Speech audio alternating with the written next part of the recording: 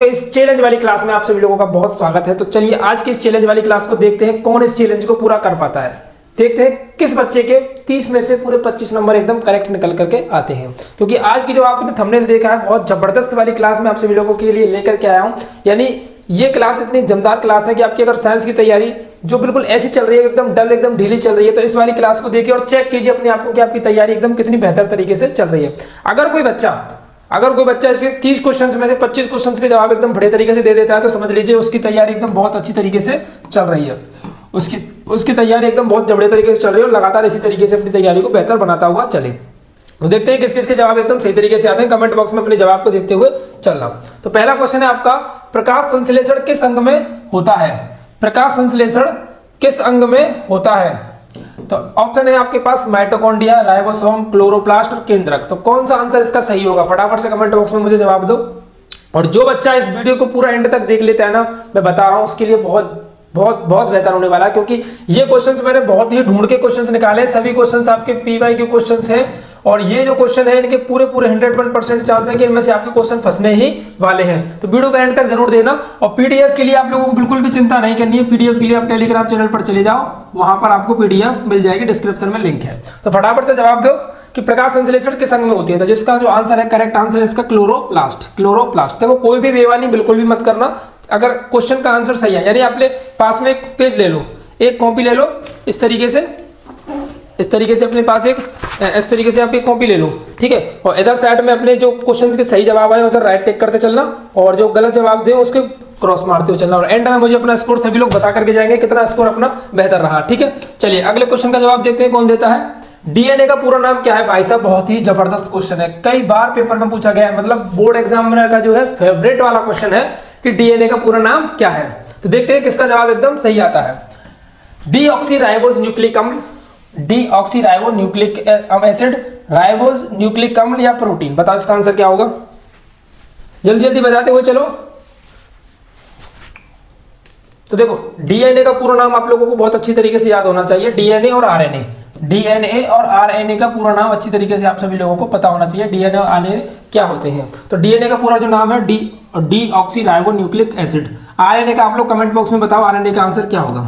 यानी आरएनए का अगर पूरा नाम पूछ लिया जाए पेपर में तो आप लोग क्या जवाब दोगे? चलिए नेक्स्ट क्वेश्चन का आंसर बताओ फटाफट से। देखो ज्यादा लंबी क्लास नहीं खींचेंगे, ऑन एन एवरेज में कोशिश करूंगा 30 मिनट में पूरी क्लास को निपटाने की, 30 मिनट में पूरी क्लास को निपटाने की, क्योंकि आपका ज्यादा टाइम नहीं लूंगा। और जो बच्चों को क्वेश्चन आता होगा वो तो फटाफट से जवाब देते हुए चलेंगे, ठीक है। और गधों वाली वीडियो में बिल्कुल मत जाओगे, ये पढ़ लो वो पढ़ लो, एकदम जेन्युइन कंटेंट पढ़ो। और हमारी पूरी टीम आप सभी लोगों को बहुत अच्छी तरीके से पढ़ाने में लगी हुई है। यानी क्वेश्चन आपके लिए वही लेकर के आ रहा हूं जो आपके लिए बोर्ड एग्जाम के लिए बहुत ज्यादा इंपॉर्टेंट है। चलिए श्वसन की इकाई है, यानी श्वसन की कौन सी इकाई है इसमें से? तो हृदय, फेफड़ा, एल्यूलाई या गुर्दा, कौन सी जो है श्वसन की इकाई है? जल्दी फटाफट से जवाब दो, इसका आंसर क्या होगा? तो इसका जो करेक्ट आंसर होगा वो क्या होगा? Option number C. Option number C is your correct answer. चलिए नेक्स्ट क्वेश्चन का आंसर बताइए। माइटोकॉन्ड्रिया को किस नाम से जाना जाता है? माइटोकॉन्ड्रिया को किस नाम से जाना जाता है? माइटोकॉन्ड्रिया को किस नाम से जाना जाता है? तो आपका पहला क्वेश्चन है, पहला आंसर है आपका कोशिका का मस्तिष्क, कोशिका का ऊर्जा ग्रह, कोशिका का पेट या कोशिका का पंप। बताओ इसका आंसर क्या होगा? जल्दी से बताओ फटाफट, इसका आंसर क्या होगा? माइटोकॉन्ड्रिया को किस नाम से जाना जाता है? तो माइटोकॉन्ड्रिया को नाम से जाना जाता है कोशिका का ऊर्जा ग्रह, कोशिका का ऊर्जा ग्रह के नाम से माइटोकॉन्ड्रिया को जाना जाता है। चलिए नेक्स्ट क्वेश्चन पर आते हैं। नेक्स्ट क्वेश्चन पर आते हैं। अगला क्वेश्चन आप सभी लोगों के सामने है और बहुत ही बढ़िया क्वेश्चन है, पेपर में कई बार पूछा जा चुका है। एग्जामिनर ज्यादा टारगेट करता है इस तरीके के क्वेश्चंस को कि अपवर्तन किस कारण होता है। यानी अपवर्तन सबको पता है कि अपवर्तन कैसा होता है, कब होता है और यानी कैसे होता है, यानी डेफिनेशन वगैरह सब लोग याद करते हैं। लेकिन अगर किसी को पता हो कि एक्चुअल में कि अपवर्तन का कारण क्या होता है, अपवर्तन क्यों होता है, अपवर्तन की एक्चुअल में मीनिंग क्या निकल करके आती है, तो प्रकाश की गति में परिवर्तन, प्रकाश की तीव्रता में परिवर्तन, प्रकाश की दिशा में परिवर्तन या तरंग दैर्ध्य में परिवर्तन, यानी प्रकाश की तरंग दैर्ध्य। बताओ कि किस कारण की वजह से आपका प्रकाश का अपवर्तन होता है। परावर्तन सभी लोगों ने अच्छे से पढ़ा है, प्रकाश का अपवर्तन भी सभी लोगों ने अच्छे से पढ़ा। मैंने भी एक बहुत जेन्युइन वीडियो डाली है कंप्लीट फिजिक्स की, कंप्लीट फिजिक्स की मैंने आप सभी लोगों के लिए एक वीडियो डाली हुई है, आप लोग जाकर के देखो उसको, बहुत जबरदस्त वीडियो बनाई हुई है। देखो ये है आपका प्रकाश की गति में परिवर्तन के कारण, किस लिए? प्रकाश में गति के परिवर्तन के कारण। चलो क्वेश्चन नंबर 6 पर आते हैं। क्वेश्चन नंबर 6 आपका प्रिज्म द्वारा किस प्रक्रिया का प्रदर्शन होता है, यानी प्रिज्म किस प्रक्रिया का प्रदर्शन करता है। बताओ इसका आंसर क्या होगा, जल्दी बताओ इसका आंसर क्या होगा। तो प्रिज्म द्वारा किस प्रक्रिया का प्रदर्शन होता है सर, वर्ण का विभाजन। वर्ण विभाजन मतलब अपने रंगों में टूटना, रंगों में टूटना, रंगों में टूटना, ठीक है, रंगों में टूटना आपका वर्ण विभाजन होता है। यानी कि जब कोई श्वेत प्रकाश प्रिज्म से निकलता है तो वो क्या हो जाता है, अपने रंगों में डिवाइड हो जाता है, जिसको हम बोलते हैं विविग्योर, जिसको हम क्या बोलते हैं, विविग्योर, एक मिनट, जिसको हम बोल देते हैं विविग्योर, VIVGYOR, यानी आर यानी कि आपका ये रेड वाला कलर है, ये ऑरेंज, ये येलो, ये ग्रीन, ये ब्लू, ये इंडिगो, ये वॉयलेट, ठीक है। 7 रंगों में श्वेत प्रकाश जो है आपका टूटता है, जिसी को बोलते हैं वर्ण विभाजन, और ये प्रक्रिया कौन प्रदर्शित करता है, आपका प्रिज्म करता है, ठीक। अगला क्वेश्चन, हृदय में कितने कक्ष होते हैं, हृदय के अंदर कितने कक्ष होते हैं, हृदय के अंदर कितने कक्ष होते हैं, इसका जवाब देना है आपको। 2, 3, 4 के 5, 2 होते हैं, 3 होते हैं, 4 होते हैं, 5 होते हैं। और आप यकीन नहीं मानोगे, ये क्वेश्चन आपका यूपी बोर्ड के एग्जाम में पूछा गया है, और कई बार पूछा गया है, एक बार नहीं कई बार पूछा गया है। तो ये आपके लिए बहुत जरूरी क्वेश्चन होता है कि आप लोगों को पता होना कि हृदय के अंदर कितने कक्ष होते हैं। तो सर हृदय के अंदर आपके होते हैं कितने कक्ष होते हैं, यानी आपके अगर मैं बात करूं तो 2 निलय होते हैं और अलिंद होते हैं।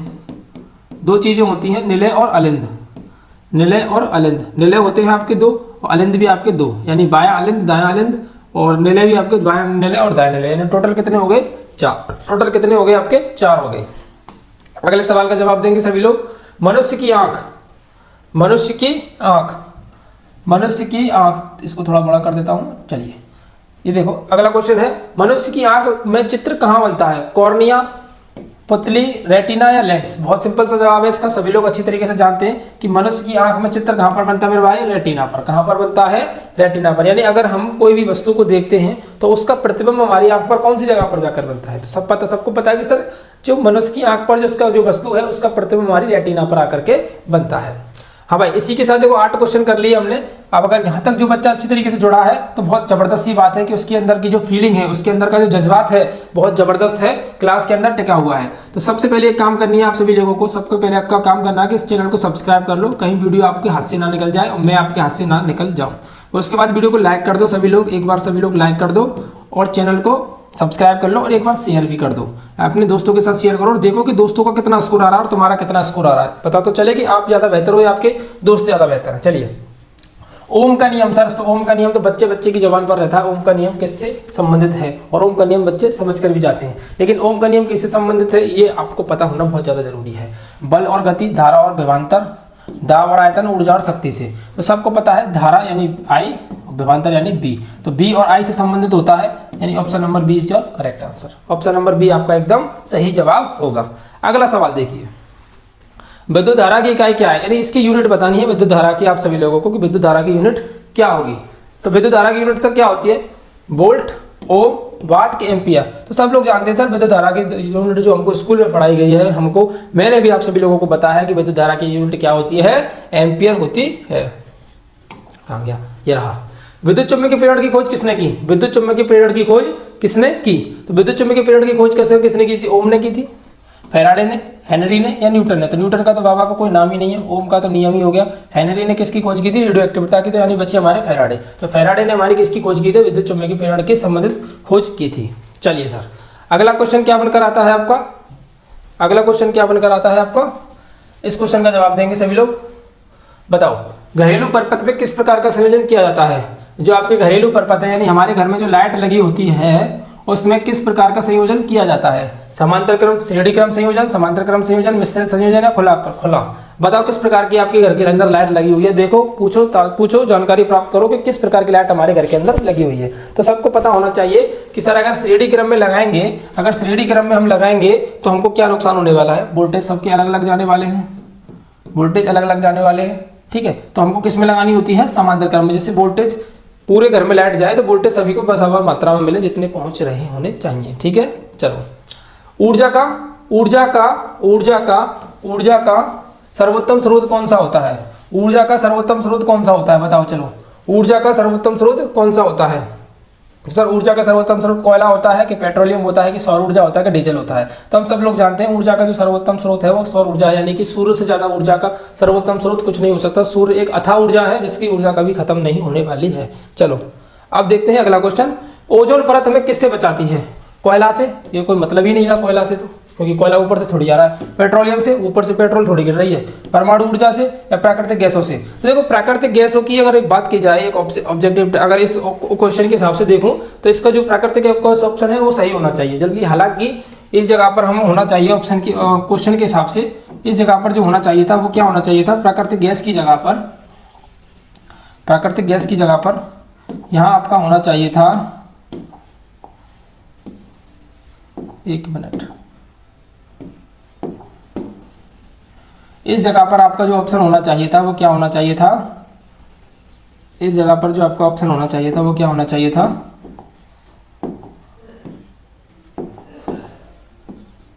परावैंगनी किरणों से, परावैंगनी किरणों से, यानी यूवी रेज, जिनको हम क्या बोलते हैं? UV rays. यूवी रेज से हमको बचाती है, यानी अल्ट्रावायलेट किरण, अल्ट्रावायलेट जो किरण होती हैं यानी जो रेज होती हैं जो हमारे शरीर को नुकसानदायक होती हैं उनसे हमको बचाती है कौन? ओजोन परत। ठीक है, चलिए भाई अगला क्वेश्चन है ग्रीन हाउस गैस नहीं है। इनमें से कौन सी ऐसी गैस है जो ग्रीन हाउस गैस नहीं है? बताओ कौन सी ऐसी गैस है? CO2, O2, CH4, N2। बताओ ऐसी कौन सी गैस है जो ग्रीन हाउस गैस में नहीं गिनी जाती है? इसका जवाब तो सबको पता होना चाहिए, इसका जवाब तो सभी बच्चों को पता होना चाहिए। तो ग्रीन हाउस गैस नहीं है, कौन सी नहीं है सर? O2, यानी ऑक्सीजन ग्रीन हाउस गैस में नहीं सम्मिलित है, ये तो सभी को पता होना चाहिए। अगला देखो, ये इसमें जीवाश्म ईंधन किसमें नहीं आता है? तो ये ऑप्शन जो है सेम मैच कर दिए हैं, इस ऑप्शन को हटाओ यहां से और आप सभी लोग अपने अपने कमेंट में आंसर बताएंगे, क्योंकि ऑप्शन कॉपी पेस्ट कर दिए हैं, उसका ऑप्शन ये नहीं होना चाहिए था। जीवाश्म ईंधन किसमें नहीं आता है? जीवाश्म ईंधन किसमें नहीं आता है? इसके जो है आपको आंसर देना है, इसका जो है आपको आंसर देना है वो भी कमेंट में कि जीवाश्म ईंधन किसमें नहीं आता है। ठीक है, बताओ जीवाश्म ईंधन किसमें नहीं आता है? इसके जवाब मुझे कमेंट बॉक्स में चाहिए। देखते हैं कितने बच्चों के कमेंट बॉक्स में आंसर सही आते हैं, मैं देखता हूं। चलो मेंडल के पास आ जाओ कि मेंडल ने क्या किया था। तो सर मेरे मेंडल ने क्या किया था? मेंडल ने किस पर अध्ययन किया था? किस पर अध्ययन किया था? वंशागति का अध्ययन किस पर किया था? मेंडल ने किस पर गति किया था? तो मुझे लगता है कि मेंडल ने हमारे ने किस पर अध्ययन किया था? मूंगफली पर किया था क्या? मटर के पौधे पर कि सरसों के पौधे पर कि गेहूं के पौधे पर? तो हम जानते हैं सर किस पर किया था? मटर के पौधे पर। मेंडल ने किस पर किया था? मटर के पौधों पर। अगला क्वेश्चन है नाभिकीय नियंत्रित नाभिकीय विखंडन का प्रयोग किसमें होता है? नियंत्रित नाभिकीय विखंडन का प्रयोग किसमें होता है? बताओ इसका आंसर क्या होगा? देखो नियंत्रित नाभिकीय विखंडन का प्रयोग करते हैं हम परमाणु बम, परमाणु रिएक्टर, सौर ऊर्जा या जल विद्युत। जल की जो विद्युत बनाते हैं, टरबाइनों से जो विद्युत बनाते हैं, हम उसमें नियंत्रित नाभिकीय विखंडन ऊर्जा का प्रयोग करते हैं, जिसको हम यानी नाभिकीय जब विखंडन हो तो उसकी ऊर्जा को हम नियंत्रित कर सकें।